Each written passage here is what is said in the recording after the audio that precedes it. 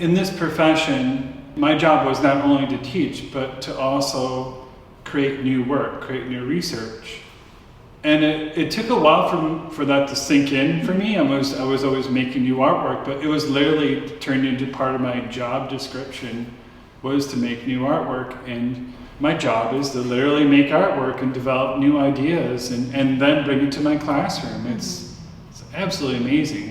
And I'm still marveled by it after all these years. You have this influence of your job and this kind of setting. Your work is deeply personal. It's these narratives and it's, you know, stories that you're drawing from your own life. Could you speak about that a little bit more? I grew up in a family that was always growing something, digging a garden, preserving and encouraging life in some kind of way. It took me a while to realize that, like, all the things that we see around us, like cars and buildings and airplanes and concrete, you know, it took me a while to realize where all these materials came from. And the only answer I could ever think about it was everything that we have, everything we use at one time came from the earth.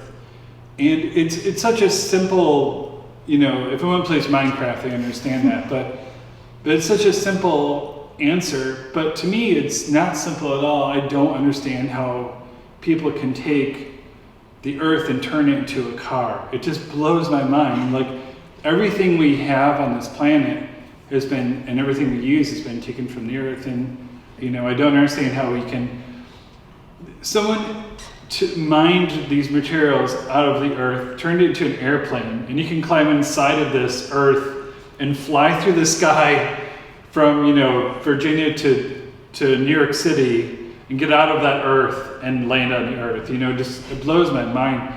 And I really do think, besides, you know, the miracle of gardens growing and vegetables, the idea that we can take so many things from the earth and make something out of it, really, I can't get used to it. Well, and this is a phrase that I think kind of gets used about ceramics sometimes, but I've always associated it with you. You're the one who told it to me, this idea of magic dirt. I just thought it was such a neat idea to explain the idea of what clay was. You know, I thought clay was, it's not really dirt, you know, kind of is, but it's kind of isn't at the same time.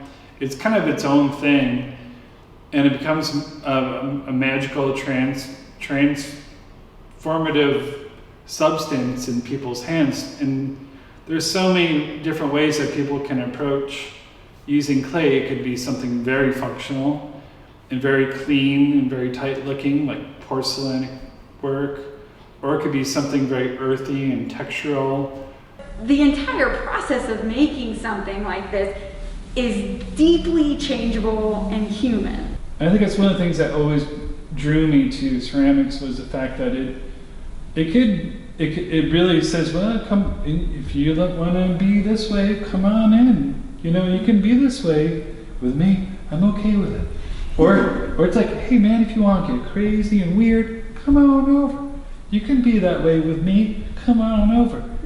So, I mean, I hear a lot as you're talking through these various themes that, you know, it's like, okay, you know, kind of giving yourself permission to be weird, to be even weirder, and then to go even weirder than that. And it always ultimately is not about the artwork, though, that I'm trying to figure out. It's more about me trying to figure out myself, or the way the crazy world works. You know, I don't understand it, and I think we as artists and poets are those people that go, okay, I'm just going to sit down for a while and I'm going to think about what the heck is going on right now. You know what I mean?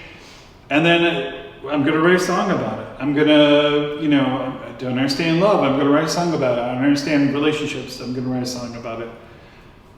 And then it's not so much that we figure out what the hell is actually going on. But when we create those artworks, when we write those songs, we realize that we're not the only people that feel that way, right? Mm-hmm. That we're that other people can relate to that, and we don't maybe feel so alone on this planet, you know what? So in a way, it's kind of a communication. Maybe you don't know who you're talking to Yeah. in the moment, but you're hoping that somebody will hear this kind of like message out into space, like, hello, this is me, this is this is what I realized today. You know? Is anyone else feeling this way? Hello. Did anyone get this experience at all? Exactly. I do that all the time too, and every so often you get a call back, and sometimes you don't. You just get an echo. I want to preach how beautiful it is and how wonderful it is and confusing it is. I don't understand it, but I want to put it out there in the world to say this is a good thing. You know, love is a good thing. Relationships are a good thing. They're not easy, but they're good. They're good to have. You know, and hopefully people can relate to that. You know, and I don't think sculptures and drawings and paintings are any different than any love song we ever hear either. I think we can see the stories and what people make. My favorite poem is called "The Waking," and he says in the poem, "I wake to sleep, but take my waking slow." And I learn by going where I have to go. And we think by feeling what is there to know. We think by feeling, and a lot of people think we're rational beings. We work with our intellect. We make decisions based on our intellect, but a lot of us, and I've always struggled with this too, I base a lot of my decisions on my feelings, not necessarily my intellect, you know. So every so often I take a break and, like the poet says, you know, wake to sleep, you know, and I think about my position and where I am and my life changes, and I try to reflect on that. And whatever I understand or don't understand from that moment, I try to put it into my artwork. I associate a lot of things that grow, such as the garden, is, you know, very similar to the way families grow too, and I also find that a miraculous and beautiful thing, you know. Well, and your family Excessively. is part of your art now too. I mean, they're Right. shown in your art. But with my family, it's like it's in a way with a young son.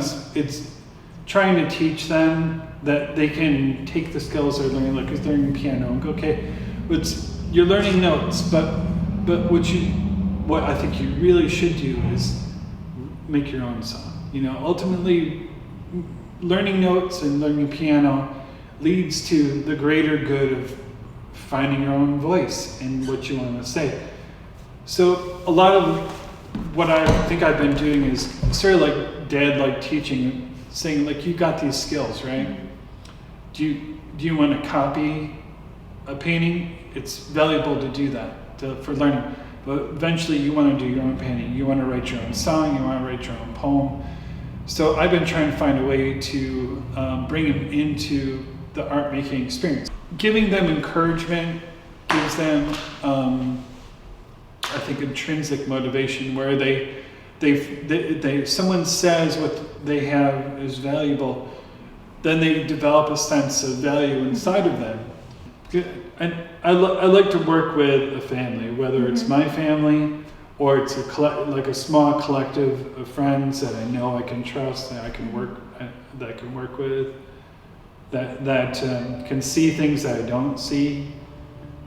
And I think the whole idea of a family is that, you know, people do work together to solve a problem. You know, it's not just one guy in charge. You know, it just doesn't work that way.